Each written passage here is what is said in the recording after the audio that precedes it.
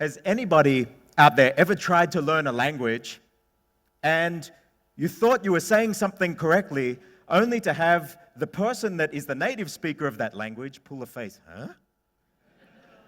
Have you ever experienced that? Have you ever learned a language and you thought you should be understanding it, and all of a sudden you're sitting with people who are native speakers of that language and you haven't got a clue what's going on? Has that ever happened? My grandfather was a brilliant man. We were very close, and this is my maternal grandfather. That's a photo from the 70s in Australia. I was at the height of fashion then, but I really respected my grandfather, and for some reason he took me under his wing. During the Second World War, does anybody know what this is? So, and you'd know that TEDx. My grandfather taught me how to do Morse code when I was very young, about 4 or 5 years old, and we used to sit at the dinner table and tap messages to each other. Not only that, we would learn to make it. It wasn't just Morse code, but it was anything. I remember in 1982, when the Commodore 64 computer, we got our first computer, and for him, coming from like valves and things back in the 40s, to have a personal computer that you could do that kind of thing was amazing. And we would sit there and dissect the memory. I can still remember bouncing hex, decimal, and binary numbers. Assembly code, I think it was 53281, would turn the screen black, and all of these things. And we would sit also, it wasn't just computers, it might have been a shortwave radio, and sit and tune into different languages, and he would tune into languages that he knew that I didn't speak, and he'd see if I could guess what languages they were. He taught me how sounds changed and shifted, and after he passed away in 1997, his legacy was there, but I sat and thought, what was it that made him him and made him able to do what he did and pass what he did on to me? What he did was take tools and mastered how to use them so he could create meanings with them. If it was a musical instrument, you know how to use the tool and you create meanings and colors with sound. If it was a computer, it was a computer program. If it was an electronic circuit or that Morse, that message is the meaning. And so just like those things, our voice was also just another tool, and he spoke over 12 languages, including Russian, German, French, Italian, Japanese, Chinese, and Hebrew.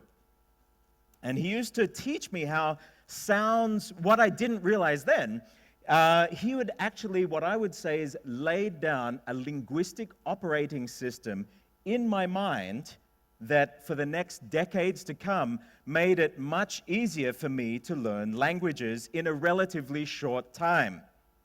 So what we're going to do today is learn that all of us can actually do this. Now, I break this into three main areas. We have our environment, we have the hardware, and believe me, we have some of the most amazing hardware built into us from birth for languages. We were born to learn language, but we have the software too. So let me just start with the environment. How many people believe that just living in a country that speaks the language, you will learn the language?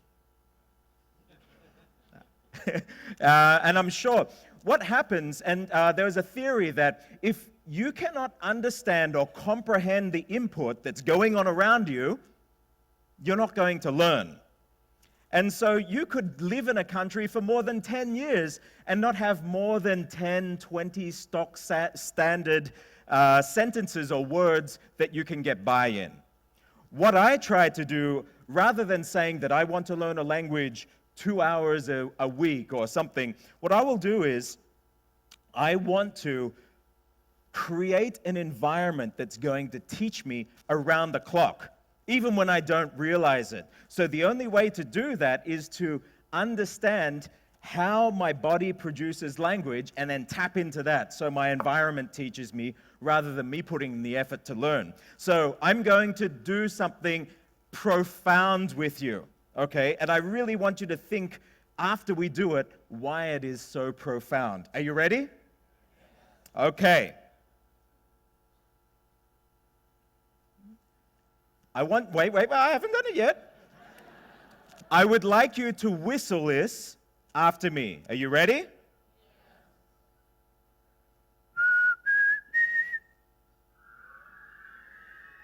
If you can't whistle, hum it or sing it.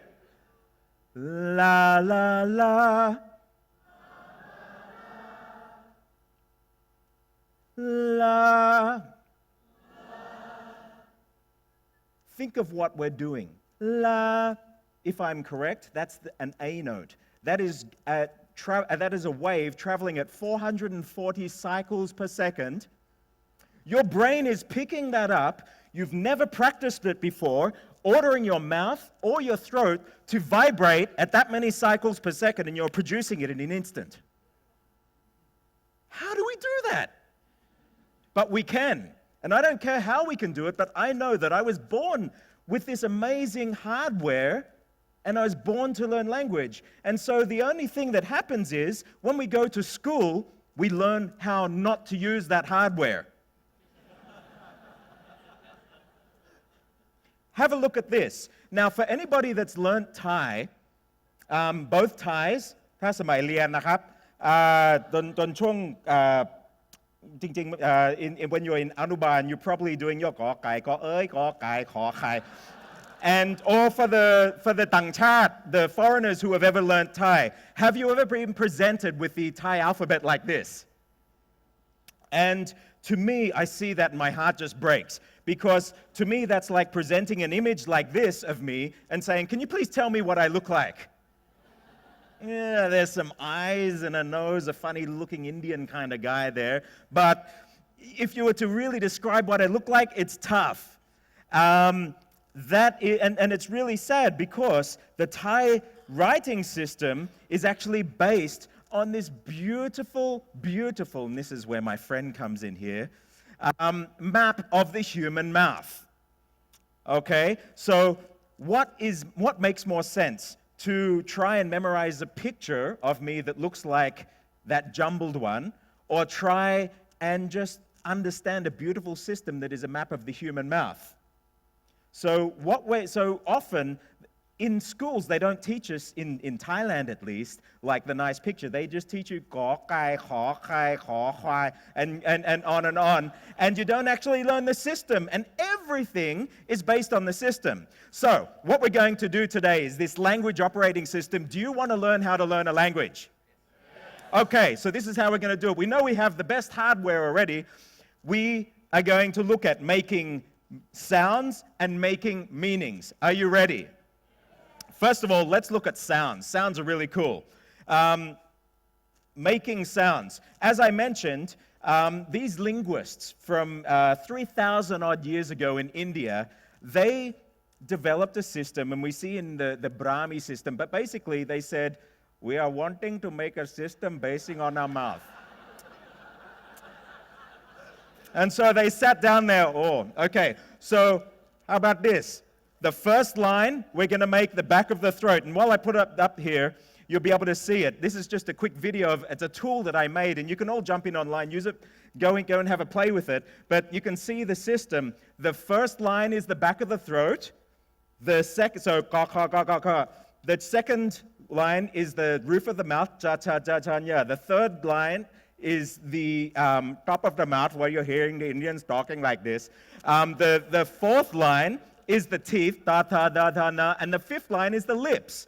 And it is a map of the mouth. So whether it's Thai, any Indian language like Hindi, Punjabi, Gujarati, Tamil, or even Balinese, Javanese, Burmese, Khmer, everything has this writing system based on this, and very often their sound systems, their tone systems, everything is based on this. And so I'll show you. It's not just for Indian languages. This actually works for non-Indian languages. So say, when I hear the word church, I don't just hear ch. You can see it spread out to all those letters. It could be. So in church, in English, ch. In Danish, kirke. But it's the same pattern. What this system that Thai is based on is a map of the mouth. If I have a look at chicken, that same ch to ge. So in Chinese, ji is chicken, ch, ge. Gai, Cantonese, gai, Thai. So when I learn a language, I'm just plotting the shifts based on this map of the human mouth. Okay? It doesn't just work in Thai or those. Have a look at this. In Syria or in the Gulf, if you saw this, this would be jamal. Jamal. What is it in English? Camel. Jaka. These are changes that the human body makes, and these Indians, they knew that sounds, and they built this system, and the Thai language is actually built on that same system. So you have it internalized already, the tools to learn languages from all over the planet. So that's a quick look at sound. You can go right into that, but let's look at making meanings. Have a look at this. White and black words. You think, what? Nobody taught me this at school. But in Thai, we actually have white and black words. Now, I want you to call out, doesn't matter, you'll be calling out different things, whether a word is white or black. White is positive, black is negative. Ready? Here we go. Benefit. Diligent. Crisis. Epidemic. Promote. Demote. Strain. Discipline. Fall. Ascend. Discipline was a bit funny, wasn't it? But isn't it amazing that we can put something as abstract as a color to a word and a meaning? Now, these are my things, and discipline, it could be black because it's limiting creativity or thing, but it's white because it brings harmony. Normally in Asia, discipline is very, very white. Why did we do that? Well, I'll show you why. When we're learning a language, we need to start thinking in meaning building blocks rather than just trying to translate from language to language. And so I'll show you this. Most people would say the word kun in Thai, and if you ask a Thai, what does kun mean? They say up. What does long mean? Down. You go up, you go down. Kun, kun, long, long. But actually, kun, this is kun. Long. Kun, getting whiter and whiter. Long. So when a Phlang comes in and learns Thai, they will say big, bigger, biggest. How do I say bigger? Bigger. Gua. Okay, today you look sui gua. Sui gua what? What do I look more beautiful than? It's not. It's sui, beautiful is white. Kun, getting whiter and whiter. But I can't say sui long, because long is black. But I would say, yeah, terrible, getting blacker and blacker, yeah, long. So in English, we have a different meaning building block. When you learn a language, learn about meaning blocks. In Thai, we have another meaning building block, zai. Another example, meaning heart. So could you all please point to your mind? 1, 2, 3. Where's your... Now I can see now, all the Westerners are pointing here, the Thais are pointing here. Okay?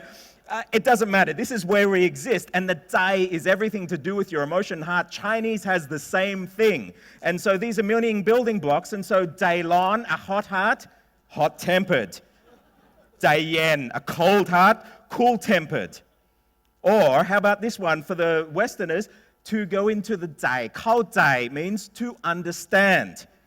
Okay, it's not just Thai though. In Chinese, we have this. If you're seeing a Chinese character that you've never seen before, the Chinese will say, look at it, and the meanings to that character, or all the components to the meaning are in there. They'll say, 如果你一看一个字还不认识的字，有变、多变、没变中间。If you look on the left and right to find a clue to the meaning, if you don't see it, have a look in the center. Can you see the heart in that character? Okay, so that is the heart character that I've got down there. This is a meaning for noodles, but that one character is a long story built in with that about this type of noodle. But I'll show you an easier one. You can see the heart again? Okay, so this is the word ai, 爱情, ai for love. It's a hand that reaches through the bounds of the heart and takes control of the mind. That is love. Okay, so when we look at things, rather than translating from English and trying to see that, we need to break out of the language and just start to see meanings the way that the people who own that language or use it as a native speaker speak. And you can see all these characters then have this heart principle in it. They all have to do with the mind. So, I know that all of you are thinking now, I'm going to learn a new language when you walk out of here. Start to choose it, and rest assured, you were born to learn language. Get rid of all that bad learning that might have happened in school and learn to start to tune in to what your body can do. You're going to amaze yourself. Thank you.